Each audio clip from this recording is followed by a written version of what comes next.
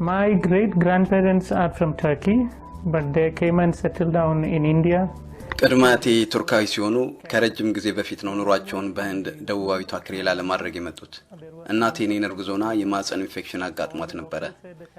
ሐኪሞች ሁሉ በሆዷ ውስጥ ያለው ልጅ ይሞታል ብለው ነበር። ይሁን እንጂ እናቴ ሐሳባቸውን ሳትቀበል ወደ አላህ እንዲህ ብላ ጸለየች። አላህ ሆይ ህይወት ያንተ ነው፣ ህይወትን የምትሰጥ አንተ ነህ። ስለዚህ ልጅ በህይወት እንዲኖር ካደረክልኝ ሲወለድ እድሜው ሙሉ አንተ እንዲያገለግል መልሼ ላንተ ሰጠዋለሁ። ያ ነበር ለተደረገላት ውለታ ምላሿ። በሚደንቅ ሁኔታም ሰዎች ሁሉ በማህፀን ሳለው እንደሞትኩ ቢያስቡም በህይወት ተወለድኩ። የእስላም ኢማም ሆኜ ያገለገልኩ ሳለም አንድ ቀን ኢየሱስ ክርስቶስ አምላክ አይደለም እያልኩ ሳስተምር፣ ምክንያቱም በጊዜው ለኔ አምላክ አላህ ነው የሚል ነበርና መረዳቴ አላህ ሚስት አላገባም ልጅም አልወለደም ብያምን ነበር። እንዲሁም ኢየሱስ እግዚአብሔር አይደለም ብዬ ሰብክ ነበር። ከዚያም አንድ ቀን ከተሰበሰቡት ሰዎች መሃል ምናልባት እስላም መሰለኝ አንድ ሰው ኢየሱስ ማን ነው ብሎ ጥያቄ ጠየቀኝ። ትዝ ይለኛል ኢየሱስ እግዚአብሔር አይደለም ብዬ እየሰበኩ ነበር። ጥያቄው እሱ ኢየሱስ ማን ነው የሚል ነው። እሱ ማን እንደሆነ ለማወቅ ሙሉን ቁርአን እንደገና አነበብኩ። 114 chapters, 6666 verses in Quran. When I read it, the name of Prophet Muhammad I found in Quran 4 places, but the name of Jesus I found 25 places. There itself I was little confused. Why Quran giving more preference for Jesus? And second thing, በቁርአን ምዕራፍ 114 ቁጥር 6666 ላይ ሳነብ የነብዩ መሐመድ ስም 4 ቦታዎች ላይ ብቻ ነው የተጠቀሰው። ነገር ግን ኢየሱስ 25 ቦታዎች ላይ ተጠቅሷል። እዚያ ጋር ትንሽ ግራ ተጋባው። ቁርአን ከመሐመድ ይልቅ ለኢየሱስ ብዙ ቦታ የሰጠው ለምንድን ነው? ሁለተኛ ደግሞ በቁርአን ላይ የማንንም ሴት ስም ማግኘት አልቻልኩም። የነብዩ መሐመድ እናት የሚስቶቹ እና የሴት ልጆቹ ስም እንኳን የለም። ነገር ግን በቁርአን የአንዲት ሴትን ስም ነው ያገኘሁት፣ የኢየሱስ እናት ማርያም። በቃ ሌላ ሴት አላየሁም። And then about Jesus, when I read chapter 3 verses 45 to 55 verses, there are 10 points which Quran makes about Jesus. The first thing Quran says Kalimatullah, the Arabic word which means word of God. And the second thing Ruhullah, which means spirit of God. And the third is Isa al-Masih, which means Jesus Christ. So Quran gives the name for Jesus, word of God, spirit of God, Jesus Christ. ስለ ኢየሱስ ደግሞ በቁርአን ምዕራፍ 3 ከቁጥር 45 እስከ 55 ላይ 10 ነጥቦች ሰፍረዋል። የመጀመሪያው ነጥብ የእግዚአብሔር ቃል የሚለው ነው። ሁለተኛው ደግሞ የእግዚአብሔር መንፈስ የሚለው ሲሆን ሶስተኛው ኢሳ አልመሲህ ወይንም ኢየሱስ ክርስቶስ የሚለው ነው። ስለዚህ ቁርአን ስለ ኢየሱስ የእግዚአብሔር ቃል፣ የእግዚአብሔር መንፈስና ሶስተኛ ደግሞ ኢየሱስ ክርስቶስ ይላል። እንደገና ደግሞ ቁርአን ኢየሱስ ገና በተወለደ በሁለተኛ ቀኑ ማውራት እንደጀመረ ይናገራል። እንዲሁም ቁርአን ኢየሱስ ከጭቃ ነፍስ ያላት ወፍ መፍጠሩን ያወሳል። ጥቂት ጭቃ ወሰደ፣ ከዚያም ወፍ አድርጎ ሰራት፣ ከዚያም እፍ ሲልባት ህይወት ያላት ሆነ ይችላል። ስለዚህ ህይወት መስጠት ይችላል ማለት ነው ኢየሱስ ብዬ አሰብኩ። በጭቃ የተፈጠረውን ሸክላ እኮ ነው ህይወት የሰጠው። ደግሞም ቁርአን ኢየሱስ የዓይነ ስውራንን አይኖች እንዳበራና እንደ ለምጽና የመሳሰሉ ደዌ ያለባቸውን ሰዎች እንዳዳነ ይናገራል። ከዚህም በላይ ኢየሱስ ሙታንን አስነስቷል፣ ወደ መንግስተ ሰማያትም አድርጓል። አሁንም ሕያው ነው፣ ተመልሶም ደግሞ ይመጣል። When I saw all these things in Quran, my thinking was what the Quran says about Muhammad. You know, according to Quran, Prophet Muhammad is not the word of God, not the spirit of God, never spoke when he was 2 days old, never created any bird with mud, never cured any sick people, never raised any dead people. He himself died. And according to Islam, he is not alive and he will not come back. ይህን ሁሉ ነገር በቁርአን ውስጥ መለከት ቁርአን ስለ መሐመድስ ምን ይናገራል ብዬ ሳስብ ታውቂያለሽ፣ ቁርአን ስለ መሐመድ ሲናገር ነብዩ መሐመድ የእግዚአብሔር ቃል አይደለም፣ የእግዚአብሔር መንፈስም አይደለም፣ በተወለደ በሁለተኛ ቀኑ በፍጹም አልተናገረም፣ በጭቃም ወፍ ምንም አልሰራም፣ የታመሙ ሰዎችንም አልፈወሰም፣ እንዲሁም የሞቱ ሰዎችን በፍጹም አላስነሳም። እንኳን የሞቱ ሰዎችን ሊያስነሳ ቀርቶ እሱ መሐመድ ራሱ ሞቷል። እንደ እስልምና ሃይማኖት መሐመድ በሕይወት የለም፣ ተመልሶም አይመጣም። ስለዚህ በእነዚህ ሁለት ነቢያት መካከል ሰፊ ልዩነት አለ ማለት ነው። ኢየሱስን አምላክ ነው ብዬ አላስብም ነበር። ኢየሱስ ነብይ ብቻ ነበር ይመስለኝ የነበረው። ከነብዩ መሐመድ የሚበልጥ ነብይ። ስለዚህ አንድ ቀን በአረብኛ ኮሌጅ ለ10 ዓመታት ያህል ወደ አስተማረኝ መምህሬ በመሄድ አምላክ አጽናፈ ዓለሙን እንዴት እንደፈጠረ ጠየቁት። እሱም አምላክ አጽናፈ ዓለሙን የፈጠረው በቃሉ ነው በማለት መለሰልኝ። በቃሉ አማካይነት። አሁን ጥያቄ ቃል ፍጡር ነው ወይንስ ፈጣሪ የሚለው ሆነ። ግልጽ መሆን አለበት። ጥያቄ የአምላክ ቃል ፈጣሪ ነው ወይንስ ተፈጣሪ? ቁርአን ኢየሱስ የእግዚአብሔር ቃል እንደሆነ ይናገራል። ስለዚህ አስተማሪ የእግዚአብሔር ቃል ፈጣሪ እንደሆነ ከተናገረ ኢየሱስ ፈጣሪ ነው ማለት ነው። ስለሆነም እስላሞች ክርስቲያን መሆን አለባቸው ማለት ነው። መምህሬ ፍጡር ነው ቢል ኖሮ በቃሉ ይጠመር ነበር። ለምን እንደሆነ ታውቂያለሽ? ነገር ሁሉ የተፈጠረው በቃል ነው ብሎኛል። ቃል ፍጡር ነው ብሎኝ ቢሆን ኖሮ አምላክ እንዴት ቃልን ይፈጥራል? ስለዚህ መምህሬ ቃል ፈጣሪ ነው ማለት እንዳልቻለ ሁሉ ፍጡር ነው ማለትም አልቻለም። ለዚህም ነበረ በጣም ተናዶ ከክፍሉ ገፍትሮ እያስወጣኝ ቃል ፈጣሪም ፍጡርም አይደለም ከዚህ ውጣ አለ። እኔም ቃል ፈጣሪም ፍጡርም ካልሆነ ክርስቲያኖች ለዚህ ነው ቃል የእግዚአብሔር ልጅ ነው የሚሉት አልኩት። ከዚያም አስተማሪ ቃል የእግዚአብሔር ልጅ ከሆነ የእግዚአብሔርን ሚስት ላይ ይገባል፣ ምክንያቱም ያለ ሚስት ልጅ የለምና አለ። ይህን ጊዜ ከቁርአን አንድ ክፍል አሳየሁት። በቁርአን ላይ አምላክ ያለ አይን ማየት፣ ያለ ምላስ መናገር፣ ያለ ጆሮ መስማት እንደሚችል ይናገራል። ተጽፏል እኮ በቁርአን ላይ። ስለዚህ አምላክ ያለ ሚስት ልጅ ሊኖረው ይችላል ማለት ነው። በጣም ብዙ ከተከራከርን በኋላ በመጨረሻ ምን እንዳደረኩ ታውቂያለሽ? ቁርአንን ወሰድኩ፣ ደረቴ ውስጥ ከተትኩና አላህ ምን ማድረግ እንዳለብኝ ነገረኝ። ምክንያቱም ያንተው ቁርአን ኢየሱስ እስካሁን ድረስ በሕይወት እንዳለና መሐመድ ግን እንደሌለ ይናገራል። አንተው የትኛው መቀበል እንዳለብኝ ነገረኝ ብዬ ጸለይኩ። Quran I saw chapter 10 verse 94. You know what Quran says? فَإِن كُنتُمْ فِي شَكٍّ مِّمَّا أَنزَلْنَا إِلَيْكَ فَاسْأَلِ الَّذِينَ يَقْرَؤُونَ الْكِتَابَ مِن قَبْلِكَ لَقَدْ جَاءَكَ الْحَقُّ. If you have any doubt in this Quran which I gave to you, go and read the Bible or ask the people, those who read the Bible. The truth is already revealed in that. So if you ask me, who made me Christian? It's not any fathers, it's not any sisters, it's not any bishops, it's not any cardinal, it's not even Pope. But the Holy Quran converted me to Christianity. ከዚያም በኋላ ቁርአንን ከፈትኩ። ከአላህ ውጭ ማንንም አልጠየቅኩ። ቁርአን ስከፍት በምዕራፍ 10 ቁጥር 94 ላይ ምን እንደሚል ታውቂያለሽ? በዚህ በሰጠው ቁርአን ላይ የምትጠራጠረው ነገር ካለ ሄድና መጽሐፍ ቅዱስ አንብብ፣ አሊያም መጽሐፍ ቅዱስ የሚያነቡ ሰዎችን ጠይቅ፣ እውነቱ እዚያ ተገልጧልና የሚል አገኘው። ስለዚህ እኔን ክርስቲያን ማን እንዳደረገኝ ከሆነ ጥያቄሽ አባቶች አይደሉም፣ እህቶችም አይደሉም፣ ወይም ኤጲስቆጶሳትና ካርዲናሎችም አይደሉም፣ ጳጳስ እንኳን አይደለም። ነገር ግን ቅዱስ ቁርአን ነው ወደ ክርስትና የቀየረኝ። ስለዚህ ከዚህ በኋላ መጽሐፍ ቅዱስ ለማጥናት ወሰንኩ። በህንድ ወደሚገኘው የጽሞና ማዕከል በመሄድም ስልክ ደወልኩ።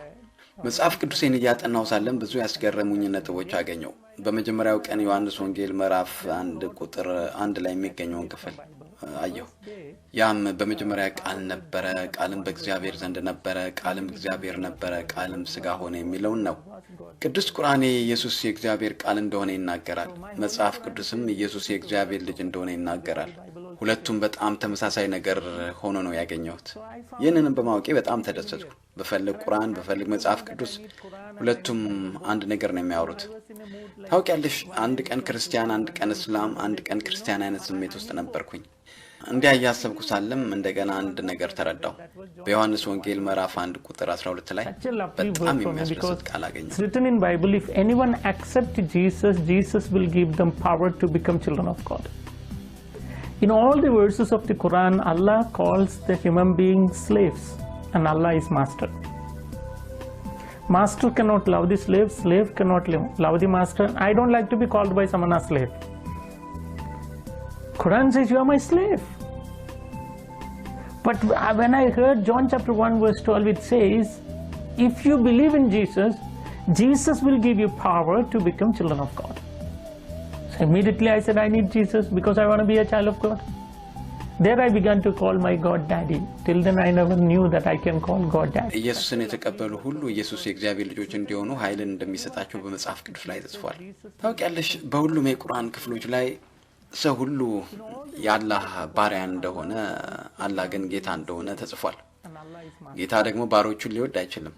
ባሮችም ጌቶቻቸውን ሊወዱ አይችሉም። እኔ ደግሞ በሆነ ሰው ባሪያ ተብዬ መጠራት አልፈልግም። ቁርአን የአላህ ባሪያ ናችሁ ነው የሚለው። ነገር ግን መጽሐፍ ቅዱስ ላይ ዮሐንስ ወንጌል ምዕራፍ 1 ቁጥር 12 ላይ ሳነብ በኢየሱስ ካመናችሁ ኢየሱስ የእግዚአብሔር ልጆች እንድትሆኑ ኃይልን ይሰጣችኋል ይላል። ስለዚህም ወዲያውኑ ኢየሱስ ያስፈልገኛል አልኩ። ምክንያቱም የእግዚአብሔር ልጅ መሆን እፈልጋለሁ። ያኔም እግዚአብሔርን አባቴ ብዬ መጥራት ጀመርኩ። እስከዚያን ቀን ድረስ እግዚአብሔርን አባቴ ብዬ ልጠራው እንደምችል አላውቅም ነበር።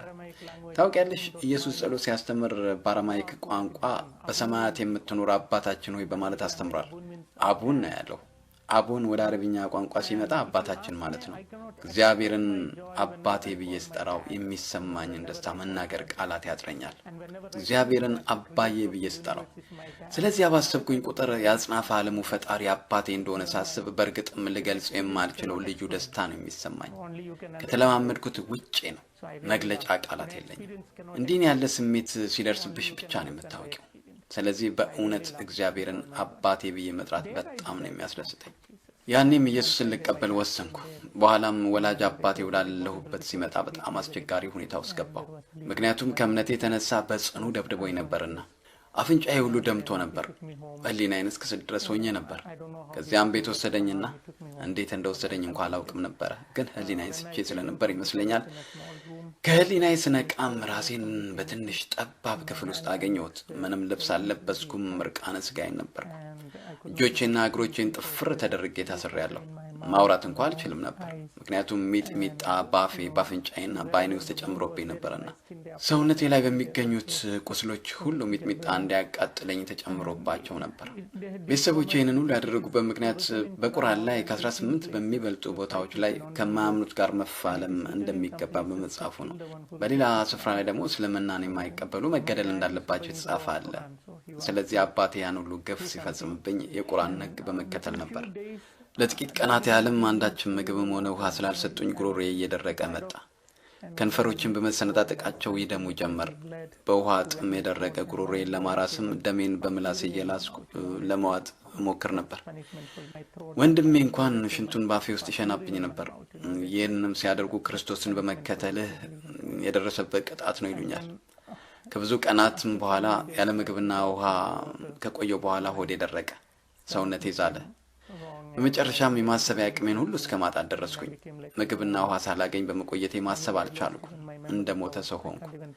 ለምን ያህል ቀናት በዚያ ክፍል ውስጥ እንደቆየው አላስታውስም። ምናልባት ከ20 ቀናት በላይ በዚያ ጠባብ ክፍል ውስጥ ሳልቆይ አልቀርም የቆየው ይመስለኛል። አንድ ቀን አባቴ ወደ ነበርኩበት ክፍል መጥቶ የታሰርኩበትን ሰንሰለት ሲያወልቅልኝ እንኳን አላውቅም ነበር። የሞትኩና ያልሞትኩ እንደሆነ ለማረጋገጥ ጉሮሮዬን አጥብቆ አነቀኝ። በጣም ስላነቀኝ መተንፈስ አልቻልኩም። አይኔን ስከፍት አባቴ ትልቅ ቢላዋ ይዞ አየሁት። እሱም አሁን የመጨረሻ ሰዓት ነው፣ ምንም ተስፋ የለህም አለኝ። በመቀጠልም አላህን የምትፈልግ ከሆነ በህይወት እንድትኖር ፈቅድልሃለሁ፣ ኢየሱስ የምትል ከሆነ ግን እገልሃለሁ አለ። ታውቂያለሽ፣ በማህፀን እንኳን ሳለው እናትና አባቴ ይሞታል በህይወት አይወለድም ብለው በመስጋት በጣም ወደውኝ ስለነበረ ጸልየውልኝ ህይወት እንድዘራ አደረጉ። አሁን ግን ሊገሉኝ ፈለጉ። So I don't know, and I know my dad well, he will kill me. So when I know that it's my last moment of death, I thought, anyway, Jesus died, but he came back. If I believe in Jesus and I to make it my life, a kind of a joy, it is better to die in Jesus. When I decided, suddenly a light fell on my forehead, a moonlight, something fell on my, and there was a kind of electric shock, something passed throughout my vein. And I was so energized, from somewhere the energy flow into my body, and I couldn't control myself. That much energy there was in my bone. I pulled my dad's hand down and I cried out, Jesus! When I cried out, my dad fell on the ground. When he fell, አባቴን በሚገባ አውቀዋለሁ፣ ከመግደል ወደ ኋላ አይልም። ስለዚህ የመጨረሻ ሰዓቴ እንደሆነ ሳውቅ አንድ ነገር አሰብኩ። ኢየሱስ ሞቶ ነበር፣ ነገር ግን ከሞት ተነስቷል። እኔ ደግሞ በኢየሱስ አምኜ ከሞትኩ እኔም ሕይወት ላገኝ እችላለሁ። ታውቂያለሽ፣ ያ የሚሻል ነው። እንዲያውም ደስ ይላል በኢየሱስ ሆኖ መሞት። ልክ ይህን እንደወሰንኩ በድንገት አንዳች ብርሃን በግንባሬ ላይ ወደቀ። ልክ እንደ ጨረቃ ብርሃን ያለ ነገር ወደቀብኝ። ደግሞም እንደ ኤሌክትሪክ አይነት ነገር የሚነዝር ነገር በደም ስሮቼ ሁሉ ተሰራጨ። ኃይልም ተሞላው። ታውቂያለሽ ከሆነ ቦታ ኃይል መጣና ወደ ሰውነቴ ውስጥ ተላለፈ። ራሴን መቆጣጠር አልቻልኩም። በአጥንቶቼ ውስጥ በጣም ከባድ ኃይል ዘለቀ። የአባቴን እጆች ከጉሮሮዬ ላይ እያላቀቅኩም ኢየሱስ ብዬ በኃይል ጮህኩኝ። ልክ እንዲያስጮ አባቴ በመሬት ላይ ወደቀ። ከነያዘው ቢላዋ ጋር አብሮ ሲወድቅም ደረቱ ላይ ትልቅ ቁስል ነበር። ደምና አረፋም እየደፈቀ አንቋረር ጀመር። እናቴ ወንድሞቼና እህቶቼም በጣም ደንግጠው መጡ። ምን እንደተፈጠረ እንኳን አላወቁም ነበር። አባቴ ሞተ መስሏቸው ይዘውት ወደ ሆስፒታል በፍጥነት ሄዱ። ወደ ሆስፒታል ሲሮጡም ታስሬ የነበርኩበትን ክፍል ከውጭ መቆለፍ ረሱ። ለነግርሽ የማልችለው እጅግ ኃይል በውስጤ ተሞልቻለሁ። ከዚያ በፊት ግን ከ20 ቀናት በላይ ምግብ አልበላው።